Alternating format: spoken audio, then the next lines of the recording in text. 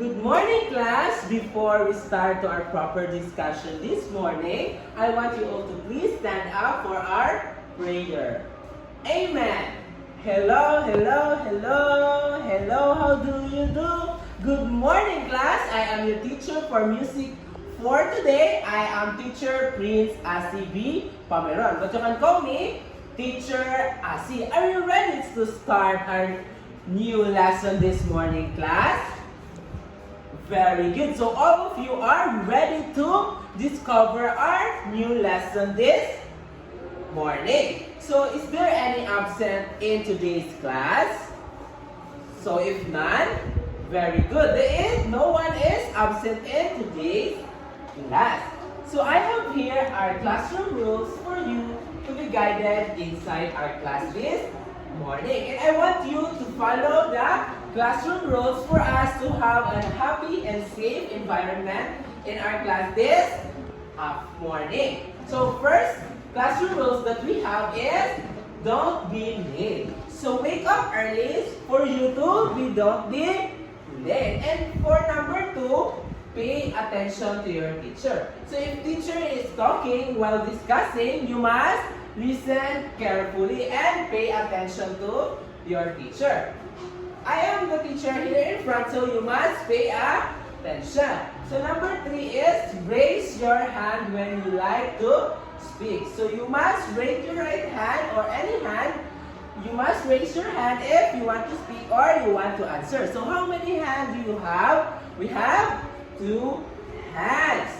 So number 4 and lastly, keep quiet while somebody is talking. So you must keep quiet while somebody is talking. Even though it is your classmate or teacher, you must keep quiet. So when you like to listen, we use our ears, not our mouth. Very good. So today, class, do you hear any noises like the bird whispering, the vehicle, or the people talking? Yes, we hear that usually. But do you remember when the place is very quiet? So in music class, we have different symbols and different sounds and silence. So teacher is prepared some photos and I want you to identify if the photo is sound or silent. So this is a drum. It produces sound or silence? Sound! Very good. It produces sound. Very good. Next picture is a mirror. A mirror. It produces sound or silence? Silence! Very good. It produces silence. And for the next picture is this picture. It is produce sound or silence? Sana picture, lollipop? Mura siya katong mura siyang bell. Sound teacher! Sound, yes. It is an instrument, so it produces a Sound! very good. And next is this symbol. What do you think this symbol is? Sound or silent? Silent! Very good. It is silent. Is silent. And last picture is, what is this kid doing? It is, Sleeping! so it produces sound or silent? Silent! Very good, silent.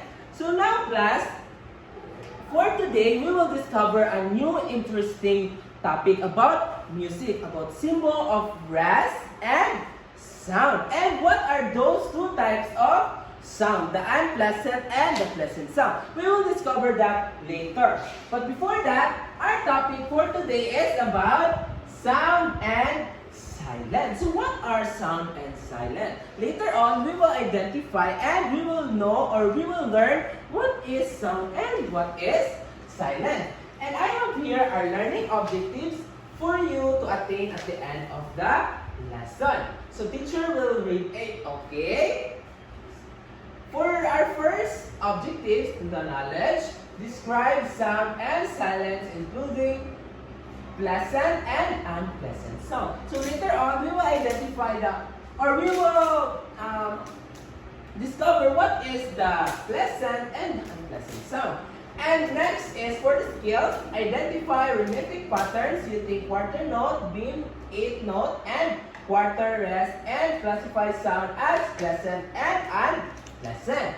So for attitude, appreciate the importance of sound in silence and music through active participation in romantic activities and respectful listening. So we will achieve our learning objectives by participating our activities and by listening teachers' discussion and by what? By identifying what are the two types and the types of or what are the symbols of music and silent. So now I have teacher prepared an activity and I want you to come here in front and identify the PS and the US. So first let's read the direction.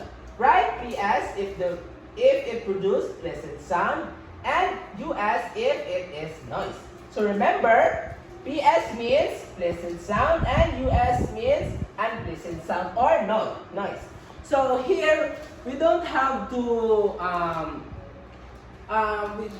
dili na to dapat perfect ang ato ang answers, which is, ang ato lang diri is to check your understanding. So first is, the PS means pleasant sound or the sound that is very good to our ears. And the US is unpleasant sound that sounds that is very noisy and not very good to our ears. So now that we have an answer, let's check our activity. For number 1, what is the girl doing? It is doing piano. So it is produce sound. Very good. Check because the girl is playing piano and it is produce a good sound. Very good. And number 2 is the US. The US is the noise. The noise of the rain and its lightning. Very good. So check. All of your answer is correct, class. Very good. Now that you have an idea of our topic, this morning, we will go to our discussion. And I want you to listen carefully in our discussion this morning. So it is done to our activity time. So now let's proceed to our discussion. So what is sound? Sound is anything that we can hear. It is made when something vibrates or moves. And the sound travels through the air to our ears. So sound is very important to us. So we can hear and also we can what? We can we can hear voices when someone is talking to us. So this is the symbol. So this is the symbol of the sound. It is called a sound symbol. So this is the symbol sign. So later on, we'll identify what are those symbols. So for example of sound is, sounds are tones that your ears can hear in music. We use symbols to represent sound. So those are the symbols of sound. As you can see, this is the symbols of sound in music. This is called a note. When we see this symbol, it means we produce sound. So this symbol is called note. Note in music. And it produces sound. Very good. So these are the examples of sound. So what are they? So first example of sound is the chirpings of the bird. So is the bird produce sounds? Yes. Very good. Birds can produce Sound. Very good. Next example is the honking of the cars on street. It produces sounds or not? Produce. Very good. It can produce sounds. But honking cars in the street can lead also to the unpleasant sound because the noise of the cars or the honking outside or in the street can produce very noisy. So it can produce unpleasant Pleasant sound. sound. So next is the laughter of the children. So laughter of the children. Can we hear sound or silent? Sound. Very good. We can hear Sound. Very good. Sometimes it is unpleasant, but sometimes it is Pleasant. unpleasant. Very good. So next is the silence. So silence. What is the silence? So silence is the absence of sound is also called rest. It means we do not hear anything. Everything is very quiet. So when I stop talking, we can hear anything, right? But it is the sound of the ceiling fan. But when teacher don't talk, we can't hear anything. Anything. That is a silence. Silence. But in music, we also have a symbol of silence. This is the symbol of silence in music. Later on, we will be having an activity for you to identify if it is a sound or silence. So you must listen carefully to teacher for you to understand and for us to Learn. and for us to achieve our learning. Objective. Very good. So in silent in music we also have a symbol of silence. This is called a rest. So what this symbol called? It is a Rest. Very good. It is a rest. Rest. When we see this, we do not make any sound. So when we see that symbol, we don't do anything, right? We don't Yes. make any Sound. sound. Very good.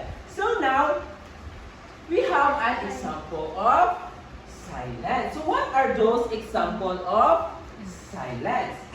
First example of silence is when we are praying or listening to sermons. So when we're praying, we produce sounds or not? No. Okay, we don't produce Sound. because we produce Silent prayer, teacher. very good silent prayer. And also praying can also lead to pleasant sound. Sound. Some of us are praying with voice and some of us praying with Our minds. mind also. And also next is when playing a chess. So when playing a chess, do we need to produce sounds? No. Sometimes, Or teacher. sometimes we produce sounds. But sometimes we don't do Make a sound. make a sound because it can distract your Player. opponent. Ay, Very component. good. So when you play a chess bia, do you produce sounds or silent? Silent teacher kay ma-distract ng teacher. Very good. We produce silent for us to not distract our opponent. So next is so now we will be having an activity. So now that we all know the symbols of the rest and the note, we will be gonna sing the if you're happy and you know it by using the symbol. So now, let's sing everyone. So this is the rest and the sound. So I want you to identify when teacher is singing, if you're happy and you know it, I want you to identify the rest and the sound. So now, let's sing. Okay, Mark and Bea, let's sing if you're happy and you know it. When we clap our hands, we produce Sound. Very good. When we sing, we produce what symbol is this? Rest. Very good. So we don't make any noises in this part. And this part we produce sound. Sound. Because of happy. Very good. So now let's sing if you're happy and you know it by using the symbols. 1, 2, 3. If you're happy and you know it.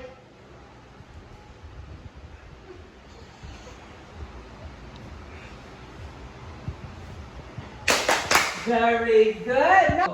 Now that we all know the symbols of silence and sound and the note and the rest, we will proceed to the pleasant sound and the unpleasant sound. So what are unpleasant sound and unpleasant sound? So, a pleasant sound is pleasing to the ears. Most people find this sound pleasant. Or the sound that we can hear, it is very beautiful, like singing, like the chirping of the bird. So, Mark, can you give an example of pleasant sound? Row, row, row your boat gently down the stream. Merrily, merrily, merrily, merrily, life is but a dream. Wow, very good. That is the example of pleasant sound. Okay, Bea, can you give an example of pleasant sound? Like we can hear, like it is very beautiful when we sing. Okay, do you have an idea, Bea? Okay, do you have an idea? Wala. Very good. So wala may idea, Bea. So gaan na itong idea si Bea by showing our example. So what those examples of pleasant sound? So pleasant sound. The angelic voice of the children singing. For example, Mark did sing earlier, right? So it is an angelic voice. So it is listen to Our hear. ears. Very good. Next is the ring of the wind, change being blowing the wind. So makarelax, di ba kayo ni once mong tingog na o makuha sa wind? Yes, teacher. Nami Can you Ana. hear sound? Yeah. Pleasant show or unpleasant? Very pleasant. Very good. So next is the chirping of the birds in the morning. So did you hear a bird chirping early in the morning? Yeah. Is that unpleasant to your ears? Very pleasant. Very good. It is very Pleasant. So next is the unpleasant sound. So what are those unpleasant sounds? Okay, Bea, can you read the unpleasant sound for you to give an example? An unpleasant sound is usually noise to ears. Most people find this sound unpleasant. So can you give an example of unpleasant sound? Teacher, kailangan mo syagit-syagit ng teacher. Oh, kanang syagit-syagit, di ba? It is very unpleasant Pleasant. because it is very annoying to our Ears. ears. So how many ears do we have? 2. Very good. We have 2 ears. So what are those examples of unpleasant sound? Okay, can you read? The drilling of the sounds of heavy machines in a quiet labor. So you can, when we hear that, it is unpleasant or pleasant? Unpleasant. Very good. It is unpleasant because it is very Grabe ka, kuan harsh yung kuan tingog, di ba? teacher. Pagkatong taali kayo makalagot, Jud. Yes, Guys, teacher. sakit sa Ear. ears. So next is the continuous honking of cars. So when we hear the continuous honking of the cars in the street, it is very annoying, right? It made us stressed Yes. when we hear that because it is very unpleasant Pleasant. to hear. So next is the banging of the door. So naisip ko nung sa ato, di ba annoying kayo na sa ato? Yeah. Yes, it is very annoying. Annoying kayo siya, kay ano man sunshine? Ano annoying kayo sunshine? Kay sakit kayo sa ears, teacher. Dayon, unpleasant ang sounds. Oh, sakit kayo. Ang sounds po din nga bang ang door, di ba? Pag tuk-tuk, annoying kaayo. Yes, teacher. So now, next is, let's have an activity. So now that we already know about the symbol of the sound and symbol of the silence, or in music, the breath and the note, now we will be having an activity. I will group you to 3 groups. And before that, we will be having a question first. So I will divide you into 3 groups. This is the group 1 and the group 2. Are you ready to start our activity, class? Yes. Very good. So for the first group, please read. Listen carefully. Listen to the sound produced by the things below. Color the box blue if the sound makes music.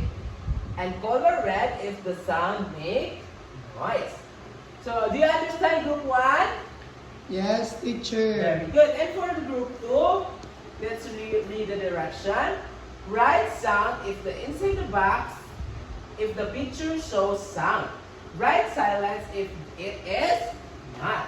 So for the group 3, sounds or silent. Draw the correct symbols of the blank line beside each picture. So you must draw the symbols of rest and the load. So are you ready to start our activity? But before that, our activity has a rubric. So first is the correct identification of primitive pattern, 10 points. And the correct classification of pleasant sound and unpleasant sound, 10 points. Participation and cooperation, 10 points. And the cleanliness is 10 points. The complete activity on time is 10 points with a total of 150 points. So keep up the good work. Okay, so now that we all done to our activity, let's check your activity. So for the group 1, the color blue if it produces music and red if it's noise. So this violin, Mark, it is produce music or noise? Produce music, teacher. Very good. It is produce music. So all of the answer of group 1 is correct. So now let's give them an point. So for the identification of primitive patterns, let's give them 10. And for the correct classification, give them 10. And participation, 10. And cleanliness, 10. And the complete activity on time, 10. So with a total, 10 plus 10, 20, plus 10, 30, plus 10, 40, plus 10, 50. Very good. Group 1 has 50 points. Very good. So for now, let's check for the group 2. All of the answer of group 2 is correct. And also for group 3 is correct. Very good. All the groups got 50 points. So naminaw jud mo ni teacher og tanong sa discussion. So now that we all know the sound and silence and its symbol and the two types of the unpleasant and pleasant, we will be having an. Do you have any question? None, teacher. So none. So teacher will give a question. So what is sound and silence? Okay, Bea. Teacher, ang sound ka na mag-produce tao ka ng mga sabak, teacher, sound good. Very. And ang silence kayo, wala teacher. Kaya madunggan sa Dungog. Very good, Bea. Thank you for your answer. Next is what makes the sound pleasant. Next is what makes a sound unpleasant. Next is why is it important to appreciate pleasant sound and respect silence. And next is how can we show respect for sound and silence in daily life. Next is, and now for your activity. Now that we all know those sound and silence, we will be having an activity. Okay, please read. Identify the picture that produce sound and silence. Write S for sound and SS for silence on the provided line. Are you done, class? Yes, teacher. Very good. Now, for your assignment, wala ko yung assignment, class. Guys, perfect mo tayo sa itong activity. So, let's give Barangay Club to everyone. So, let's all stand up and goodbye, class. Goodbye, teacher!